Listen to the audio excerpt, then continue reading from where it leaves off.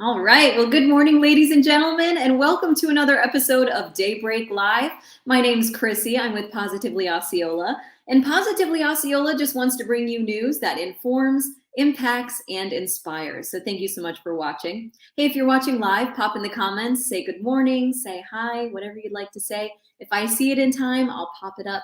This is actually a really cool interview that we're going to do today because Clifton Chapman, who's with the Silver Spurs Riding Club, and his family has been in the rodeo since the dawn of time, basically.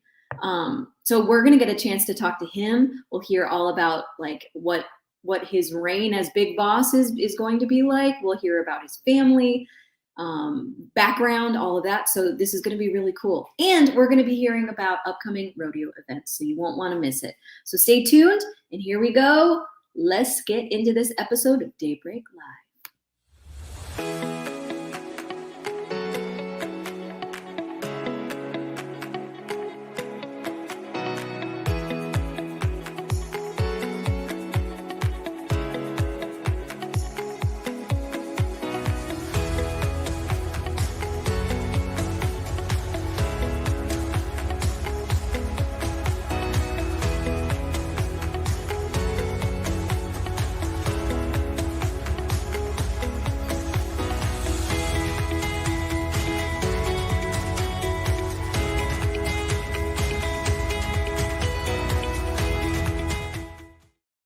Once again, welcome back to another episode of Daybreak Live. This is Krissi with Positively Osceola. So let's bring him on. We are bringing on Clifton Chapman with the Silver Spurs Riding Club. Clifton, are you there? Yes, I am. Good morning, Krissi. How are you? Good morning. I'm good. How are you? Very good. No Wait, complaints okay, here. I see you're in your mobile office. I am. Yep. Where are you right now? I am in my truck, and I am on the ranch. So I'm out in the pasture right now. I was moving a group of cows and checking a fence, and time called. Can we see? Sure. Yeah. Oh my gosh, they're right there. Yep. They came up to see what's going on. I love it. That's so cool. All right, Clifton. So we are here to celebrate you and to kind of find out a little bit more about you because as we know, you were the little boss for the Silver Spurs Riding Club for this whole past year. And Yep. now Dustin Bronson has passed the reins on to you as big boss. So what does that mean? And also, congratulations. Well, thank you. I appreciate it. Well, it simply just means that now I move from quote unquote the vice president up to the president of the organization. And so we've had it nicknamed over since the beginning as Big Boss instead of president. And so essentially I'm the chair of the board, and I just make sure everybody continues to do their job, which is not a hard task because we have wonderful people doing what they do. Yeah, absolutely. Okay, so you're overseeing a lot of it. You're making decisions. I'm sure you're doing a lot of community outreach as well, right? Yep.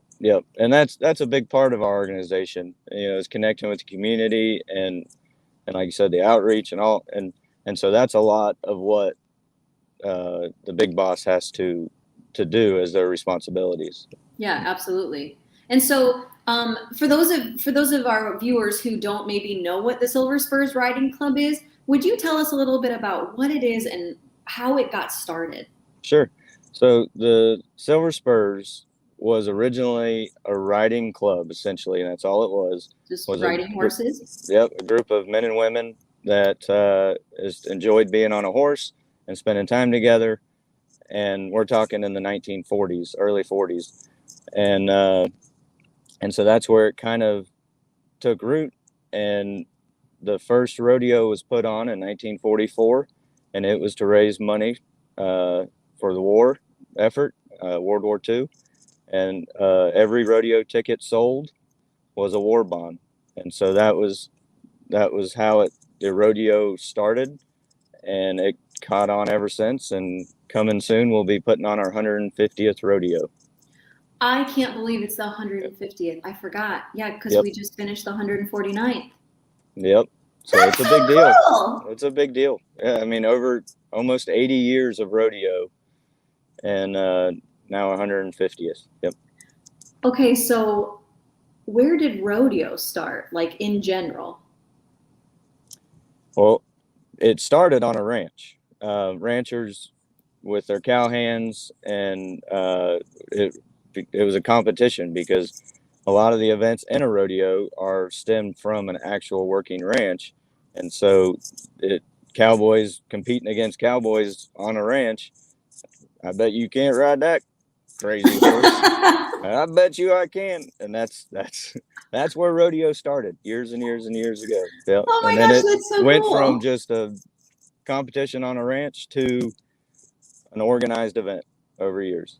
Yeah, and now it's a huge event, and Yep, we host the largest one east of the Mississippi. yep. And PRCA is who we're affiliated with, and it's professional rodeo, and yeah, we're been the largest east of Mississippi for a long time.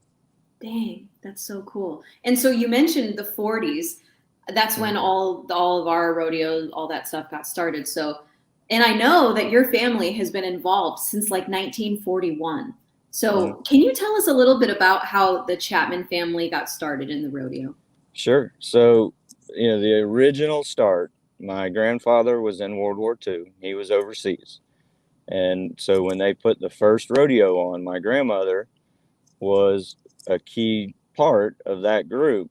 You can only imagine being at home, not knowing we're talking in the 40s. So the communication was very limited, a letter here and there. And so what are we going to do sitting at home, not knowing our spouse condition they're in, or shape they're Yep. in, or where they're at? And so they had to do something. They couldn't just sit at home. So Yep. the rodeo started, and gave them a purpose, while their loved ones were gone. So that was the initial start. And then over the years, when my grandfather came home, he got involved, and then down the road he became big boss, putting on the rodeo. And then over generations, my dad and his sister were involved, and my dad down the road became big boss. And then as a kid, I was always in the pens. We work in the strip and shoots, where the rope timed events come in, Hmm. and that's where I grew up, and being in the pens with all those cattle, and then that's where we are today. My family still runs the same pens. That is so cool. And now you were just handed the reins to the big boss. So now you're in charge of all of that. And I think that's such a cool legacy that you have for your family. How does it feel to know that your family is so involved in the rodeo, and what does that mean to you? Yeah, it's a special feeling. I mean, it's to be a part of something that's lasted this long and has so much tradition and history, and pride, that it's an honor to be a part of. And to know that I'm now third generation doing it, and I have four boys that I'm hopefully going to instill the same passion for in the rodeo, is just an amazing feeling. It's an honor to be a part of, and I most look forward to seeing my kids get involved and continue through. Oh my gosh, you have four boys. Okay, so Yep. that's you on the left, and then who's next to you? So the closest next to me is my third son, Rustin, and then my oldest is in the middle, Rowdy, and then my second son, Ryder, with the black hat, and my youngest son, Rook, is next to my wife, Ashley. Oh my goodness, you have such a beautiful family. Where do all the R names come from? Well, it started out, the first name we named Rowdy, which I still don't know why we did. Um, just living up to it, and then the next one, I always liked Ryder. From the time I was a kid, I thought that was the coolest name, so we did Ryder. Well, then by the time we had our third son, Ashley said, "We can't change now. We have to stick with ours." Well, then that started the chain, and then after the fourth, it was no more ours. That is hilarious. Okay. And are y'all done now? Four is enough? Well, we hope so. I love it. So I know that they're involved. Maybe I think I saw them doing the mutton busting and the Yep, junior quadrille, right? that's right. Yeah, so they all have mutton busted as they've aged out, and actually, my youngest son, this was his last mutton busted. His So last one. he's now aged out, but they my two oldest are a part of the quadrille, and my third son will be starting soon. Okay, very good. So tell us about what you see as your vision as Big Boss for this year. What would you love to see happen and highlighting? Sure. Yeah. So to simplify it, this organization, like I said, has been running for over 80 years. It takes amazing people and a group, men and women and children, to run an organization that long like it has. So my intent is to bring light to those individuals and families that have done an amazing job and are currently doing an amazing job, and just make sure that they're getting the recognition that is deserved.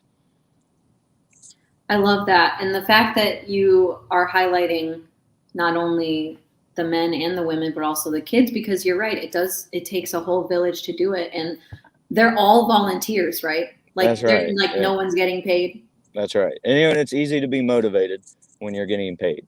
It's hard to be motivated when you're doing it on your own time.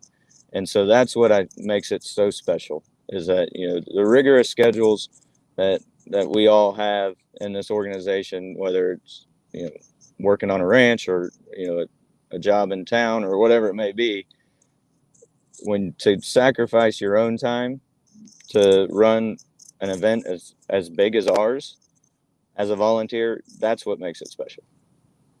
Okay, so how are we going to shine the light on those who are behind the scenes? How are we going to see them celebrated? I don't know. We may make a few of them uncomfortable that don't want to be seen, but we may have to make them seen. So, but I would love to pick out, there's so many committees that put on the rodeo, and then there's groups of people in each committee. So I would like to go around, maybe quarterly, monthly, however it works out, and highlight a committee.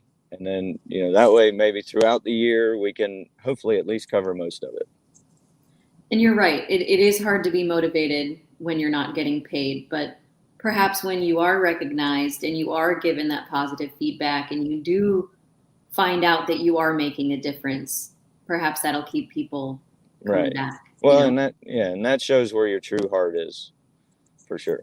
Why do you think volunteers continue to come year after year after year? I mean, you're third generation in general, so like, what brings you back, and what do you think is driving other people? Yeah, so when you think about the roots of the association, that to me is my biggest, tire, and it's what it was founded on and the purpose. We focus on family, we focus on faith, and we focus on the tradition of the cattle industry and rodeo. And those three things are my life. So, it ties right in with my morals and everything, with how I raise my kids. So, that's the biggest. And then also the community involvement. We're not just doing it for the rodeo.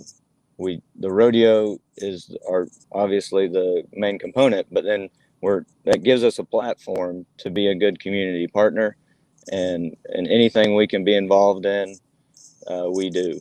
Whether it's education or medical research, or just helping a family out that needs help.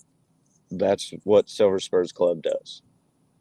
Absolutely. And I love that you just said that, because isn't Silver Spurs a 501c3? That's right. So we're not for profit, and it's all given back. So whatever we can generate through our rodeo ticket sales and whatnot, we use that to connect to the community and give back. That's fantastic. Yeah, thank you for sharing that, because I don't think a lot of people know, and I think that's a huge. Oh, great. I think that's a huge thing to highlight and let people know that it's not just a rodeo. There's way more to it than that. That's right. Okay, cool. So speaking of rodeos, is there anything coming up that we need to know about? Yes. So we actually have an exciting event coming up October 1st. It is all bull riding. It's called our Boots, Bulls, and Barrels event. And we do have barrel racing in between. So there's some wonderful cowgirls that get out there and run the barrels, but there is a ton of bull riding and several rounds of bucking, and it's extreme bulls. So That's crazy. that's October 1st at 7:30 at our Silver Spurs Arena at Osceola Heritage Park.